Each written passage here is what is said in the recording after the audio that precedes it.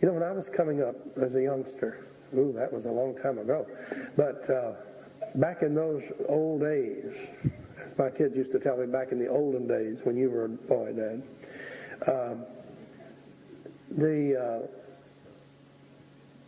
people were talking about working it out so they could have their security, and their pension plans and all that. There's not a pension plan in the country that's safe or stable.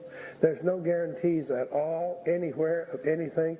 The Social Security program has been bankrupt almost from the word go because they've never put a dime aside. They've spent it faster than they've gotten it.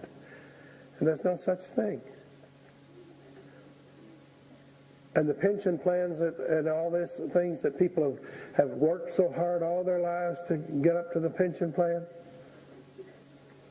And now I'm going to retire and I'm going to just have plenty. You're not going to have nothing. If you don't have Jesus, you're up the creek without a paddle, friend. That's what I'm telling you. I'm not trying to just paint a gloomy, yes I am too. I'm painting a very gloomy picture. I want you to understand that things are not like the media, the newspapers, the radio, the TV is all controlled. They're feeding you some pablum saying everything is wonderful. It's going to be better next year. No, it won't be better. It will be worse. It's been getting worse for years. There hasn't been any basic change in the downward trend. The only thing that's happened is since people have been binding and loosing, things have slowed up a bit. The disaster has been staved off somewhat.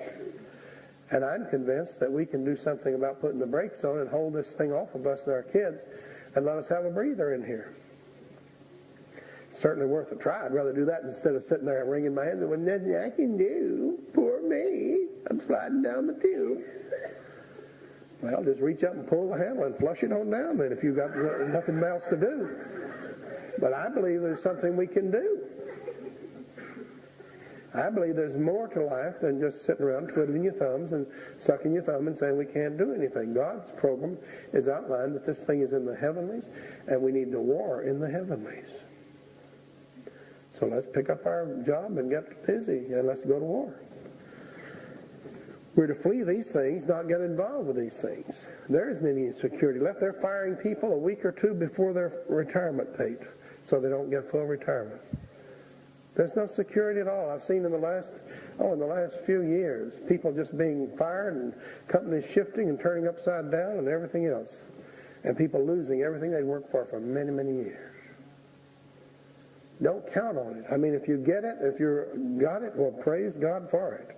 You're one of the fortunate ones because thousands of people are being shaken loose from everything. You better get something better than the world system to hang on to because there's just not much to hang on to, people. I mean, use what you've got. Thank God for anything He provides. But you better mark it down that this world system's not dependable. It's going to pieces. Get your hopes, as the song says, on things eternal. And get your battle in the heavenlies where it'll do some good. Learn how to fight in the heavenlies now before it comes time to where there's nothing else that we can do. There could come a time when we'll be down to that. And those who don't know how to do spiritual warfare are going to be absolutely helpless because what's going on is completely out of control because it's under supernatural direction. You have to realize that what's going on is not an accident.